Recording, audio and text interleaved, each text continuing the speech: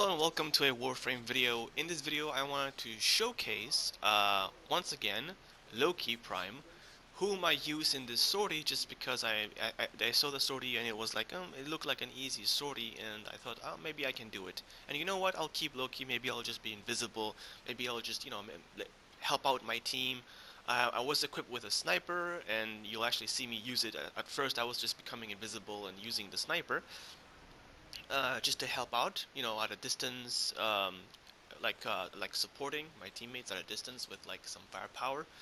Until I just switched from that, until I started meleeing, and literally you'll see me here. I become invisible, and then I use a radial disarm, obviously, because that is very handy. And then I switch to like just sniping things, just going around sniping with the Vectis Prime, which I'm actually very fond of.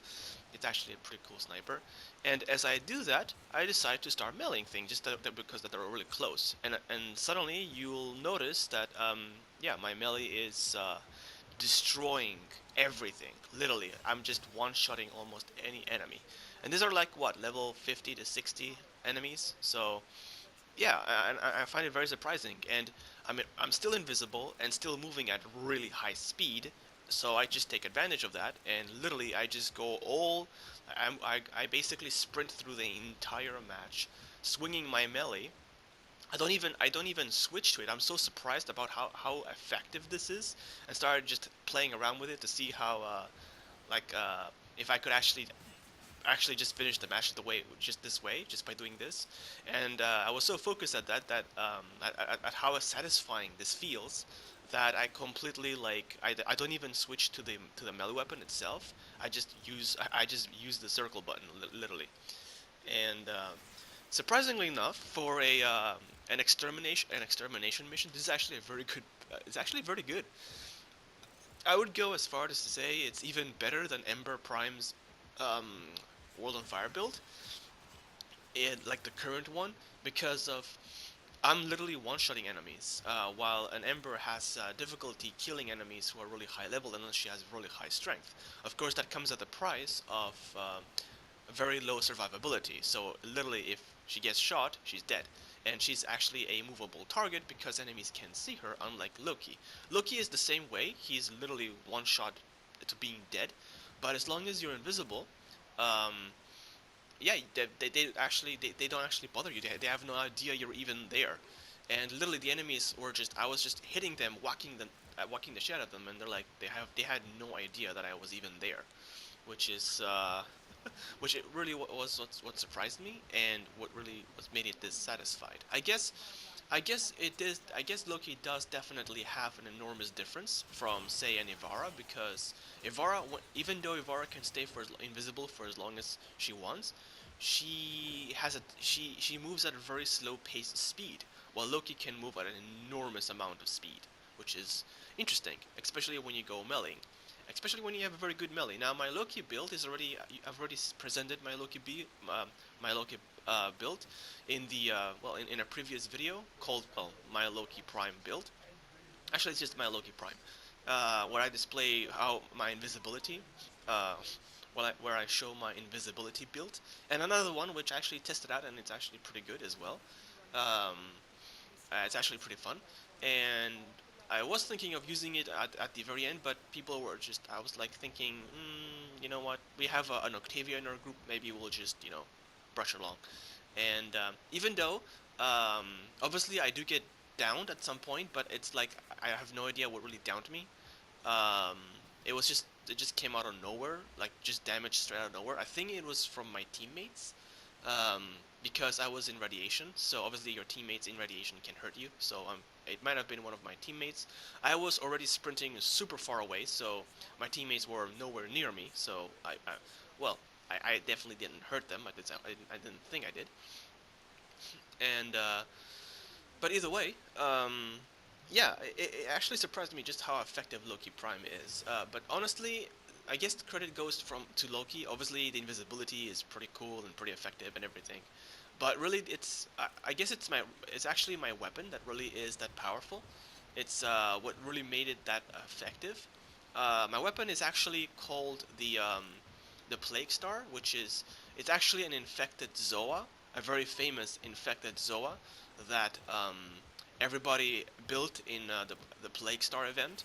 So you probably would have already seen that it's basically the strongest infected Zoa. If you actually like search somewhere like the powerful or the strongest infected Zoa, and you'll basically come across this. It's a spear utilizing like it literally looks like a spill. It's like a polearm with like a pointy end at the very end, and it has an enormous amount of status effect, and it deals like slash damage and viral damage at the same time, um, which obviously comes handy when you're using condition overload because you can stack all those elements together, giving it an enormous amount of damage with like what 60% damage for each status element. So anything that actually doesn't die on impact will die, even faster with each other impact. So and you can actually see that literally like whatever doesn't die on first impact by my weapon, just literally I start chipping like enormous amounts of health from it. So that kind of works out. And the slash damage, well, I mean, currently, before the damage balancing that they are actually going to add, damage, when it comes to damage, slash is the strongest, I guess, damage um, by default. So it's I guess it's good. It's pretty decent.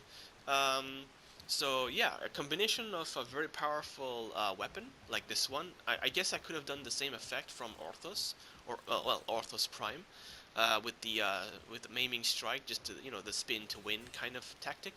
But this actually was a lot better because I don't actually have to spin all the time. I just go around swinging, so it's more like it's more passive, more normal, and yeah, literally all I do is go around and swing my weapon, and everything dies around me. And against exterminates, this is it was a piece of cake. Like I didn't have any problem with it, which is actually pretty cool. Um, Obviously, the only thing giving me a problem is the radiation, but that's it's fine. And plus, uh, I do get that slight invisibility, which also makes me like invisible to my own allies, which is kind of good for radiation. Um, Radiation clouds can be annoying. I guess your allies can't actually recover you. They can't like heal you when you're in radiation or when they're inflicted with radiation. I'm guessing. So I had to like stay at a distance there just to like not do anything. Although I have to admit, I don't know why I got that guy downed. You'll actually see me here. I actually literally sneak attacked one of my allies and killed him. I didn't do anything. Like literally, I didn't press any button whatsoever. I was just holding still, waiting for the elevator to work, and that actually was a thing. So I don't know if radiation actually like takes control of you, like it like influences your warframe or something. It would be kind of cool, but at the same time, um, it would be also kind of an annoyance. You can also see here this guy. He had literally no enemies around me. He actually wanted to take advantage of the radiation because apparently it's kind of fun for people to like damage their allies while they're inflicted with radiation. I was trying to revive him and he was trying to get me down by flaming me with, I think that was Atomos. Not very polite since I'm reviving him, but what can I say? Um, and yeah, but anyways, as far as the build that I'm using for Loki Prime is, I mean, I've already showed it before, so there's no point in showing it again. But yeah, combined with a very good melee weapon, and I guess Loki can be actually very powerful, even though he's kind of lacking. The way I see it is, what's really lacking on Loki is how his decoy dies so quickly. Like literally, it gets one-shotted to the point where it doesn't really act as a good decoy on higher level difficulties. So if the decoy had a little more health and more survivability, would be very cool. Would be a lot better. Switch teleport would have been a lot more effective if you could actually use it while not having to look at your decoy. You can just press the button and it'll switch teleport you no matter where you are. It would be actually a very cool like safety maneuver by placing it someplace safe with a high duration and actually adding savior decoy to like so it can actually switch places with you and revive you um, automatically, and place it someplace with high duration and just go around all over the place and just do the fighting, like just do regular fighting.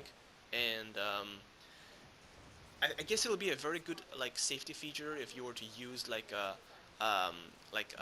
a what you would call it, a radial blind build, um, I guess that would be actually very very like effective for it. Um, Although I do admit the uh, what was I thinking? Oh yeah, like the switch teleporting thing, kind of like, I mean, if you can switch teleport with it, then you're pretty much safe. So if you are being like hurt and everything, um, and you're in trouble, then you can just switch the teleport and that's it. You're pretty much in a safe location or something. Although I guess it Loki does is pretty much a one shot. So if you are in trouble, the chances are you won't be able to like react fast enough because you will die very quickly. So I guess it would be beneficial. And then there is a radial disarm, which I think it's actually pretty good. It's actually a very good weapon. It's surprisingly very well. It's I mean, obviously most people will go for his radial disarm for his build because literally, I mean, having radial disarm with a Loki with like huge range and everything, it's actually pretty good. I've actually tested it out with my own radial disarm build, also using his argument to make them fight each other as well. It actually works out pretty nicely. I was planning on using it for this last mission, which was a mobile defense. Um, but everybody started voting for the thing too quickly, and I thought it will take a little too much time, so I might as well just go for the like basic build. We did have I believe we had an Octavia with us, so that's a very decent defender with a proper build. I don't know, the team that I'm with right now is a random group, literally a completely random group, so so I had no idea like what kind of warframes they were using. Uh, like I said in the beginning of the video, my plan was to basically use Loki to become invisible and support my teammates by either radial disarming enemies, or every now and then, whenever my energy allowed, or simply sniping them with a sniper, which apparently didn't was really necessary because I was just going around the place, just melting everything to death, and surprisingly, that actually worked pretty nicely. And so yeah, I guess that actually works very nicely. I guess this would also work very nicely for like spies. Although when it comes to spies, I do like using Ivara. But when you're using Ivara, like I said, she's actually very slow moving when she's invisible. So you need a more like patient, more like to take it slowly. You have to take it like slowly and stuff. Um, so I guess a Loki is definitely useful for speed because um, when you actually use the speed, it actually like when you go into sorties, most people want to get them done very very quickly, so that you don't really have the time for like to wait for a Navarre to go walking from point A to point B to do the thing, even though it's done like fast.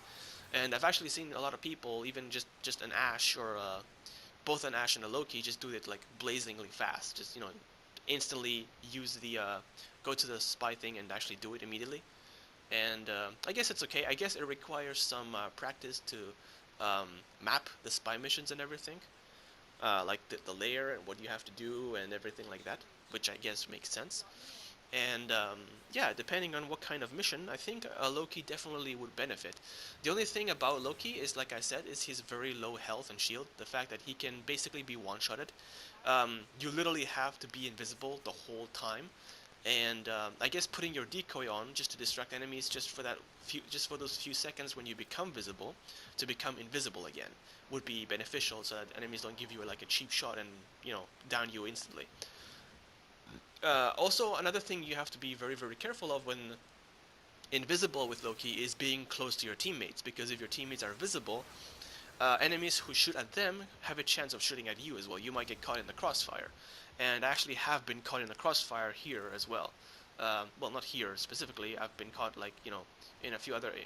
I think it's previously or something. Like I was trying to revive someone, and there was a teammate that was literally alive behind me, and when the corpus shot him, it shot me as well, and downed me instantly because I was in the crossfire.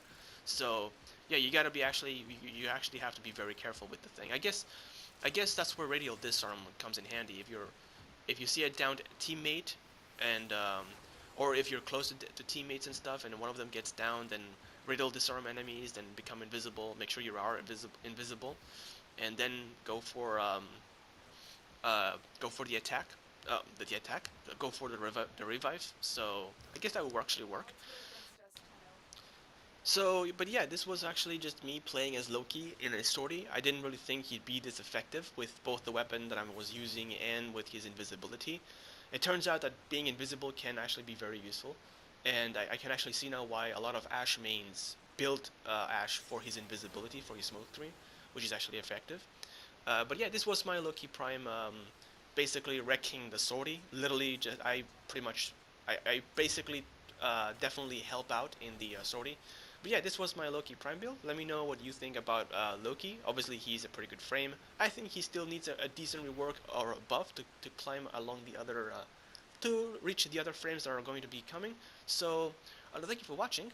Hope you found this useful. Stay cool, and I'll see you later. Bye.